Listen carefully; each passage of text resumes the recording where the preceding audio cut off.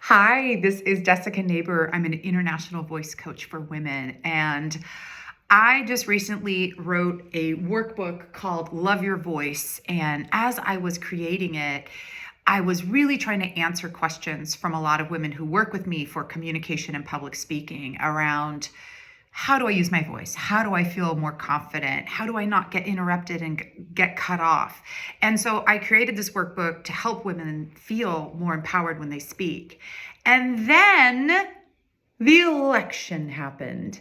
And suddenly we are here facing a whole new world where, in my opinion, women have been set back almost 50 years.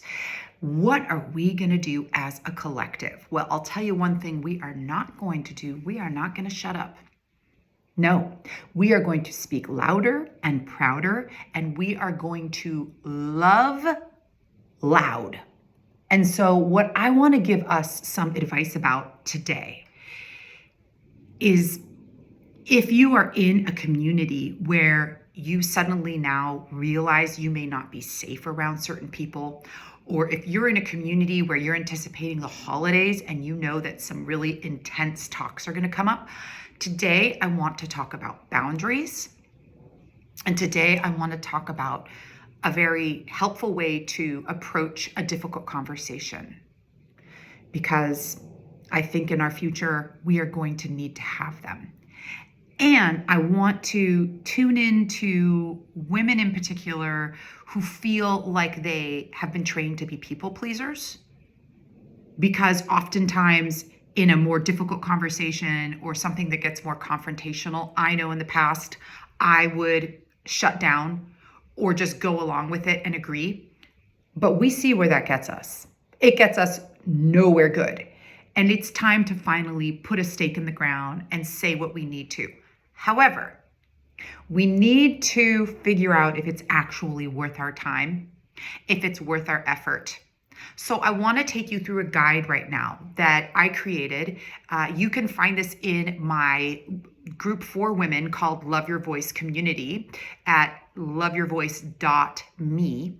And it's going to walk us through if we need to have a difficult conversation, how to have that difficult conversation, and what our expectations are.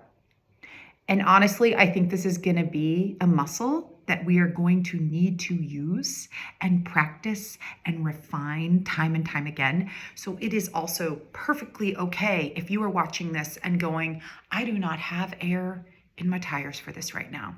I get it. You need to take care of you. You need to practice self-care, and you need to get the people around you to love you up. And I get that. For some reason, my response to this election is to just send out a rallying cry about how we need to be heard. We will not be muted. We are not going to take this election lightly, and we are not going to take it laying down. All right, so the first step to having a difficult conversation, if you're anticipating one at Thanksgiving or Christmas or at your place of work or even in your home, is to first ask yourself, is it worth your time? Is it worth your time and effort? Will speaking to this person improve your relationship? Is it a deal breaker, and are they important enough to you that it is worth it? I want you to answer yes or no. All right, and answer these from your gut. Answer these in a very instinctive way. Try to not overthink it. Number 2, is this issue that you're going to discuss serious enough that you have to address it to stay true to your values? Is it the kind of thing that is keeping you up at night, that you are ruminating over, that you know this needs to be addressed, or else we can't move forward? Answer that yes or no. The third question to know if it's worth your time is, do you have enough support for this process? Do you have air in your tires for this right now? Can you let a trusted friend, a colleague know about this? Do you want to join my group, loveyourvoice.me, a community for women where we are literally practicing how to speak up and speak out with one another? We got you if that feels good to you. Here are some reasons to not have the conversation. Number one, is it unsafe to speak honestly to this person? If you have any doubt in your mind that you may not be safe, then that is a deal breaker. Now, you can go ahead and seek legal counsel. You can think about communicating with this person in a less direct way over perhaps video or a letter, but you do not have to put yourself, nor should you, in a dangerous situation for anybody. So that is deal breaker number one. Deal breaker number two is this person toxic? Now, there are lots of incredible experts out there around toxic people. I advise you go watch them. I am not a trained therapist, but I think all of us in our gut know that there are some people who are going to be impossible to reach through a civil conversation, even if it is a difficult and challenging one. So here are 3 things that I want you to look out for if you do engage, because you can absolutely get out of there with your parachute whenever you need to. Number 1, are they answering your questions with questions? If you're asking them a question like, wow, why did you say that yesterday about our friend? I found that hurtful. And if they respond by saying, well, why did you say this thing 3 months ago? They are not ready to have this conversation with you. Number 2 is they deflect to other topics. So you ask them about A and they bring up B. And the third thing is that their reaction feels dangerous. Their reaction feels bigger than you expected. It feels volatile. You do not need to be there. So these are really key things to think about before you even consider engaging in a difficult conversation. And to be truthful with you, I had somebody who I was deliberating engaging with again, and I went to a trained therapist to talk this out. So this is no replacement for a professional therapist if this is in the waters that feels at all dangerous for you. However, if you're in a situation where you don't think you're going to be in danger and where you don't think this person is toxic, at least not to your knowledge, let me walk you through this guide. You can take notes right now. You're also welcome to get my new workbook called Love Your Voice, a public speaking workbook for women, because I have this guide and I have a script that you can write in it. And the link is in the notes below. So step number 1 to prepare for this conversation is to feel your feelings. There's so many guides that I researched when I created this workbook that say to compartmentalize your feelings. Don't bring them into the discussion. Remain really neutral. Well, we don't really get to do that until we have felt the darn feelings. So I want you to give yourself full permission to go somewhere and do a primal scream, draw it out, dance it out, feel it out, talk it out with someone who you trust, a mentor, a coach, a therapist. But we have to give ourselves full permission to feel the feelings before we can address things in a more neutral, level way. I think if we try to jump to, I'm going to be neutral and I'm going to be, arm's length distance away from this thing that's really, really touchy to me, I think we are going to be a ticking time bomb. And if you've ever experienced that, it's very scary. If you've ever become a time bomb, you surprise yourself, right? You go from 0 to 100 and you're like, holy smokes, I didn't know I had that reaction in me.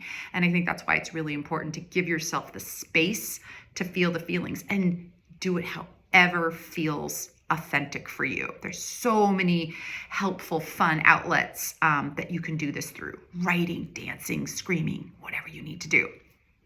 So I'm going to give you 2 journal prompts if you do enjoy writing. Quote, I feel these emotions about having this conversation. And then just allow yourself to write what you feel. Be honest, be raw. It's all good. After you've gone through that exercise, the next step you want to do is to figure out your key purpose for this conversation. So I like to refer to a professional mediator. His name is Adar Cohen, and he works with individuals. He works with organizations. He even has resolved disputes between factioning leaders. And what he says is you want to strive for one of three outcomes. I'm looking at my guide here: a solution, a plan, or an understanding. But what he says is your first goal should be understanding. You're likely not going to get to a solution or a plan before you can come to some understanding. So I think that should be the goal you set. And especially in this time that we're all living in right now, where things are so polarized, at least here in the United States, we can't force a solution on anybody else. But perhaps in some way, we can gain some sort of understanding. Even if we disagree, maybe we can come to some sort of understanding. So here are the conversation talking points that I want you to do. Number one is plan your intro. And I advise that you write this out. So an example of an intro is, I appreciate you taking the time to meet with me. I value our friendship, and I want to check in with you. Now, you want to have this difficult conversation at a time that you both agree on, at a time and a place that feels safe for you. So again, like we had discussed earlier, if it's smarter to have this on phone or FaceTime, that's great. I do not advise doing it through text. I think when we're texting in a difficult conversation, it's less face-to-face, and people can say things through text they wouldn't say to your face. So face-to-face, either on video or in person, is always preferred over text. Phones work as well. Next, you want to share a goal. And I think that just saying, I want to come to an understanding, I want to understand where you were coming from when this happened, is going to open doors rather than saying, you were wrong and I want to tell you why. All right? So that's step 2, is to share your goal. Step 3 is to share with concrete examples. It's not enough to tell them that you feel like something is wrong. You want to give them evidence. People often are going to feel on the defense naturally. Oh, there's something wrong? Like what? Have really concrete evidence. And this is where you want to remain very diplomatic. You know, a week ago, when we agreed that we were going to meet at 6 o'clock, I checked my watch and you didn't arrive until 7:30. And that made me feel like you don't honor my time. Okay, you're giving someone concrete advice. And again, see how they respond to this. See if they're open and willing. And if they start pushing back and yelling at you right away, this is not time to have a difficult conversation with them. And you may need more than one example. I don't think you want to overwhelm people with a list of things, but about that specific thing that you're discussing, you may want to approach it in 1 or 2 different ways with concrete examples, just so that you can help lower their defenses. In between each of those, sit back and listen. See what they have to say. See what they have to share. It may take them processing a little bit until they get to something that you can understand. And then number 4 is to share your conclusion. Having something thought out beforehand to just summarize the meeting can help, because sometimes in the moment, we don't know what to do. And so if you have resolved some sort of understanding, thank them and just say, thank you. This now makes more sense to me. Now I understand a little more about what happened last week. And then if you want, you can suggest to have a follow-up check-in. If you want, if this is something that happens again for either you or me, could we have a check-in about it? You're leaving the door open. You're not putting anyone on the spot. And that way you're going to just keep the dialogue going. Now, a few key things about the talking point guide that I think are very key is that you have to have a baseline of mutual respect. If anyone starts getting really nasty, or really aggressive, it's not going to be productive. So you want to make sure that both of you feel like you're in a comfortable place and you're open to do it. And that's why it's important, I think, to schedule these things. I know that for some people, when you schedule a talk, they immediately might go to the worst case scenario and go, what is it? Oh my God, tell me now. What is it? Reassure them, I just want to check in about something, but I want to give us both a little time, and I'm not, in the right headspace to discuss it now. Can we have a phone call tomorrow at noon? And that way you're not springing it on anyone. And even if they're a little anxious and nervous about what it is, they can prepare themselves. So there's a lot that goes into thinking through having a difficult conversation. There's a lot to process yourself. There's a lot to prepare about how you're going to talk and react. And my goal with giving us a talking guide like this is that if we're more mindful and if we're being more deliberate about how we approach these things, I do think that we're going to come to some more understanding. Right now in our current climate, unfortunately, with the next president who comes in, he has one weapon, and it's called a sledgehammer. And he uses fear and he uses hate. And I know that that doesn't work. If you're a parent, you know that doesn't work with your kids. If you're a teacher, you know that doesn't work with your students. If you're in a relationship, you know that does not work with your mate. We are going to be witnessing something that's modeled time and time again. And even if part of our country elected him, we know that that style of communication is harmful, it's violent, it's toxic, and we will not tolerate it. So the last thing I want to leave you with is you just took the time to study how you could have a difficult conversation, how you could contribute to that in a meaningful way that could have a very positive outcome. However, it takes two to tango. And if the person you are trying to talk with is trying to sledgehammer you and trying to model something that is non-productive, you have no need to be talking with them. You tried, you can move on. However, if you do have a breakthrough, if you do reach a mutual understanding, I'm going to tell you some of the benefits. You are going to have a deeper relationship with that person because you went and did something that many people in relationships never feel comfortable enough to do, which is to be truly honest and open with one another. You're also going to deepen and strengthen your self-identity because you stood up for yourself, because you said the damn thing and you spoke your mind. And that is so empowering when we really, really listen to our gut and we speak from there. You're going to know that you can have a difficult conversation.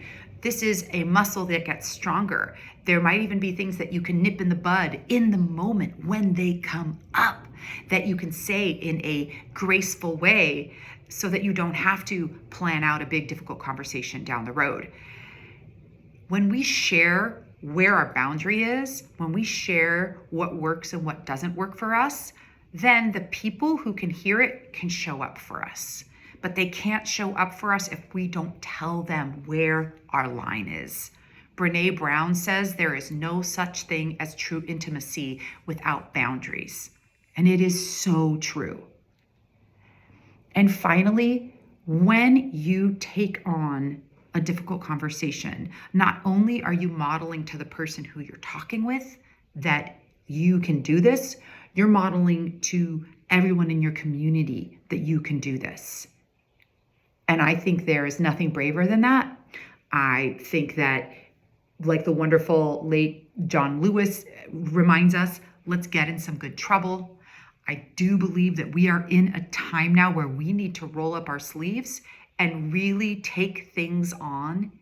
Trust your gut, stay true to your values, and know that if it comes down to it, you have a guide now where you can practice having a difficult conversation. If you want more support, you can do a couple things. You can get my new workbook, Love Your Voice, a public speaking workbook for women. My name is Jessica Neighbor. You can find that on Amazon. I made it very affordable so that everyone can get it who needs to use it. But if you also want support and interaction with me, join the community for women, loveyourvoice.me. It's a free community. You can sign up, and that way we can practice these skills together so that we can strengthen our voices together. We are not going to shut up. We are not going to go back into the kitchen and just make babies. We have come too far. We have lived too much. We know in our hearts what is right, what is wrong. We know in our hearts what is moral. We know in our hearts how much effort and time it took for us to get here, how many sacrifices people had to make, and we are not shutting up about it. So thank you for listening. I sincerely hope that this guide helps you. Check out the links below for more learning tools. And from the bottom of my heart, I hope that you love your voice, and I hope that you can stay calm and speak on.